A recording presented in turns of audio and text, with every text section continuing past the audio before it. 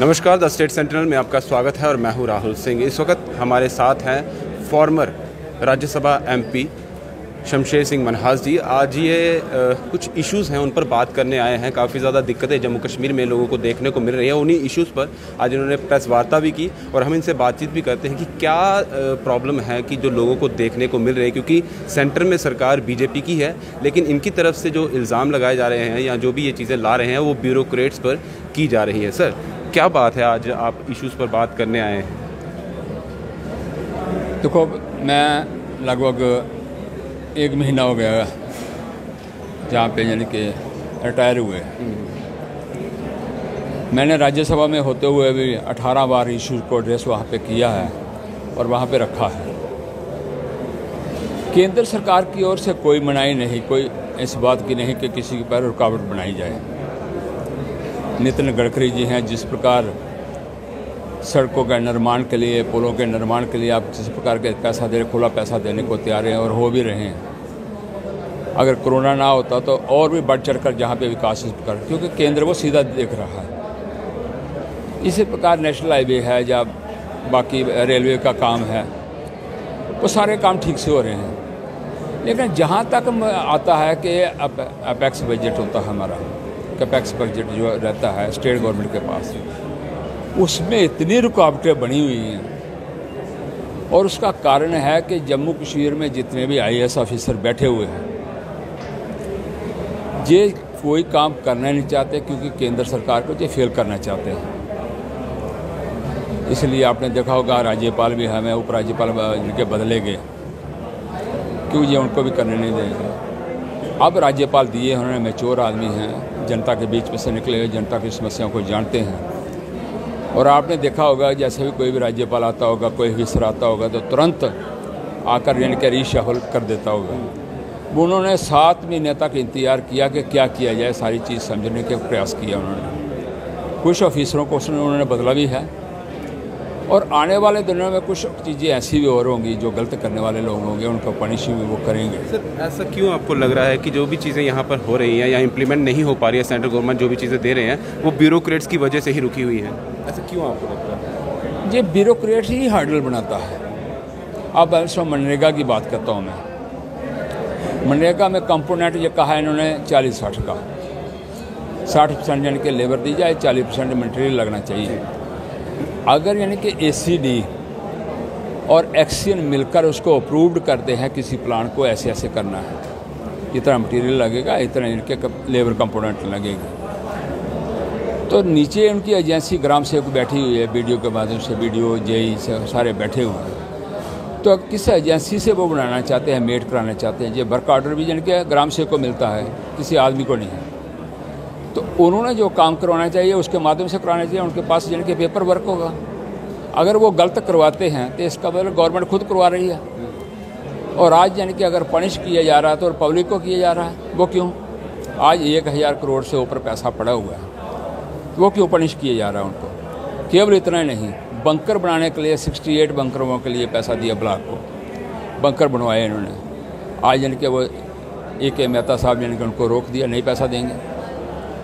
और मैं कहता हूँ यानी कि R&B का, PMGSY का वो यानी कि शेख ही बिठाते कि मैं इतना कर रहा हूँ, शेख वो तो सीधा पैसा आता है, सीधा PM, वो रोक नहीं सकते। बात सर ये समझना चाहूँगा, क्योंकि सेंटर में सरकार बीजेपी की है, मेन वही सरकार है, और यहाँ पर भी देखा जाए तो LG साहब जो हैं वो भी बीजेपी के ही हैं। तो फिर क्यों जो है चीज़ें यहाँ पर उस तरीके से इम्प्लीमेंट नहीं हो पा रही हैं? देखो, सबसे बड़ी पहले मैं कहता हूँ LG हो या गवर्नर हो, वो किसी पार्टी का नहीं होता, वो सब कॉमन मासेस का होता है। मैं ये कभी नहीं कहूँगा कि LG BJP का, एक तो सीधी सीधी बात। दूसरा ये है कि वो काम को जानते हैं, उन्होंने पब्लिक में रहे हैं। तो BJP तो देने को तैयार है, लेकिन कुछ ऑफिसरों की मानसिकता जो है, जो पिछले 47 से लेकर आज तक बनी हुई है, जिन परिवारों में पले हैं, वो मानसिकता वही है।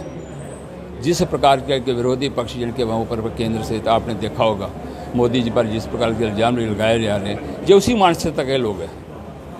वो नहीं चाहते कि किसी प्रकार मोदी जी का नाम हो। अगर बीजेपी की बात की जाए तो और किसी भी लीडर की बात की जाए, उन्होंने ब्यूरोक्रेट्स पे इस तरह से बात नहीं करी कि ब्यूरोक्रेट की तरफ से ये चीज़ें हो रही हैं। आप अपनी तरफ से ये चीज़ें ला रहे हैं कि ब्यूरोक्रेट्स ही सब कुछ रोक रहे हैं। देखो मैं आकर 1 महीने में, क्योंकि आपके जितने भी बीजेपी के और लोग हैं उन्होंने कभी भी ब्यूरोक्रेट्स पर उंगली नहीं उठाई कि उनकी तरफ से चीज़ें रोकी जाए। नहीं उन्होंने जन के प्रेस कॉन्फ्रेंस के माध्यम नहीं लोग हैं, लेकिन वैसे जन के मीटिंग्स वगैरह रहती है वहाँ पे उठाते रहते हैं वो।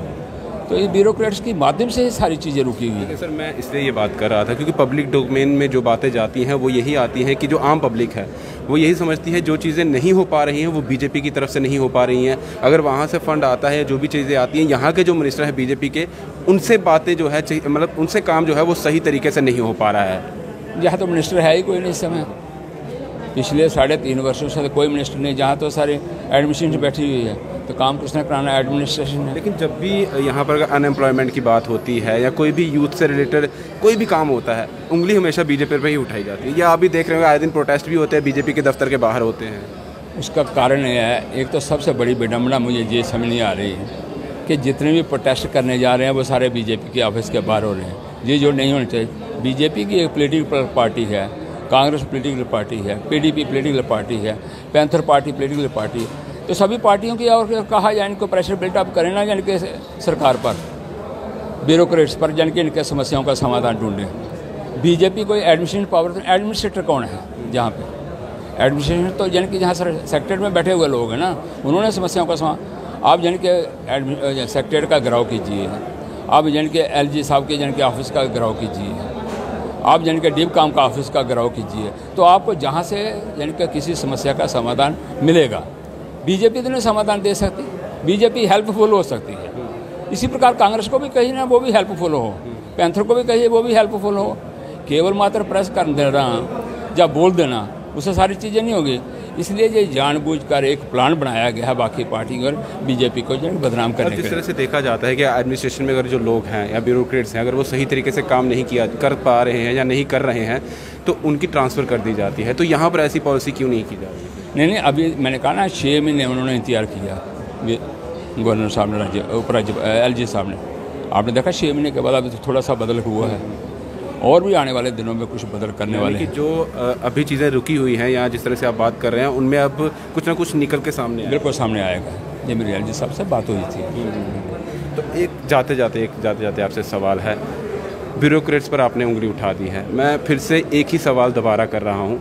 आम जनता बीजेपी के पास ही बार बार जा रही है क्योंकि वो कह रहे हैं कि हमने वोट जो था सेंटर में बीजेपी को डाला था, प्रधानमंत्री हमने चुने थे। जम्मू की खास तौर पर अगर जम्मू डिवीज़न की बात की जाए तो सबसे ज़्यादा वोट जो बीजेपी को तो यहीं से मिले थे, कश्मीर से नहीं मिले थे। प्रधानमंत्री यहाँ के लोगों ने ही चुना था। सर, लोगों को यही दिक्कत है कि अगर हमारे प्रधानमंत्री हैं तो उनके जो आगे नुमाइंदे यहाँ बैठे हैं वो हमारी अगर हेल्प कर सकते हैं, तो उस तरीके की हेल्प भी क्यों नहीं कर पा रहे हैं? देखिए, ऐसी बात होती है, कोई बीमारी इतनी पुरानी होती है, उस बीमारी को यानी कि इलाज करने के लिए दवा का असर आस्ता आस्ता होता है, तुरंत यानी कि उसका असर नहीं होता। तो इसलिए इसको दवाई दी जा रही है। उसका असर कैसे होगा? हम ईमानदारी से और दिल से केंद्र से लेकर जहाँ तक पूरा कोशिश कर रहे हैं कि इन समस्याओं का सबका समाधान कैसे ढूंढा जाए, और करने के लिए तैयार भी। अब जैसे क्योंकि हर जगह गवर्नमेंट सर्विस नहीं मिलती, समस्या ये है कि जम्मू कश्मीर में सबसे बड़ी प्रॉब्लम ये है कि हर कोई चाहता है गवर्नमेंट जॉब मिले। तो आप कितने को दे सकते? 6% से ऊपर दे नहीं सकते, ये तो लॉ है। इसलिए प्राइवेट सेक्टर बढ़ना चाहिए। अभी जिस प्रकार से इंडस्ट्री सेक्टर जिनकी जम्मू में आ रहा है, तो बहुत सारा आने के बाद जहाँ लाखों लोग ऑब्जर्व हो जाएंगे उस पर, तो सारी चीज़ें जिनकी आस्ता आस्ता करके उसको ठीक करने का प्रयास कर गए ताकि लोग एडजस्ट हों, लोग अपनी रोजी रोटी कमा सकें। अभी जाते हैं एक लास्ट, जो BSF और CSF के बच्चे वहाँ पर बैठे हुए बीजेपी ऑफिस के बाहर, क्या वो सही बैठे हुए हैं? आप अपनी तरफ से क्या कहना चाहेंगे? क्योंकि वो तो वहीं पर आ रहे हैं और रविंद्र रैना जी उनको ये कह रहे हैं कि आपको हेल्प मिलेगी। वहीं डॉक्टर जितेंद्र जी की तरफ से भी कहा गया है कि हम आपकी पूरी मदद करेंगे, लेकिन 60 दिन से ज़्यादा हो गए, उनके लिए कुछ भी सामने नहीं आया है। डॉक्टर जितेंद्र जी ने कहा, बट उन्होंने कहा है कि हम आपके लिए वैकेंसियाँ हम निकालेंगे। जितेंद्र जी ने एक बार नॉट इवन सिंगल टाइम कहा, उनकी तरफ से ये कहा जा रहा है कि हम आपके लिए वैकेंसीज लेकर आए हैं, हम आपके लिए कोशिश करेंगे। सुनिए, ऐसा देखिए, जितनी वैकेंसीज उन्होंने गवर्नमेंट ने निकाली थी पहले BSF और CSF के लिए, वो यानी कि मान लो अप्लाई करता है व्यक्ति 2 लाख पोस्ट होते हैं, उसमें 2000, तो 2000 ही लगाने ना, 2 लाख तो नहीं लगाओगे आप। ये बच्चे चाहते हैं कि हम सबको लगाया जाए, तो ये पॉसिबिलिटी तो है नहीं। हाँ, नई वैकेंसीज के लिए हम कोशिश करेंगे केंद्र सरकार से कि नई वैकेंसीज दें ताकि इनको भी हम एडजस्ट कर सकें। तब तक ये ओवर एज हो जाएंगे जो बच्चे थोड़े बहुत। नहीं, अब क्या हो सकता है, नई एजेंसी वो वैकेंसीज आएंगी तभी है ना। एक सिस्टम है सेंटर में, केवल मात्र जम्मू कश्मीर नहीं, पूरा इंटायर देश पड़ा हुआ है। तो देश में ये एक ही पॉलिसी चलेगी ना, अलग प्रकार से जम्मू कश्मीर के लिए अलग पॉलिसी तो चलेगी नहीं।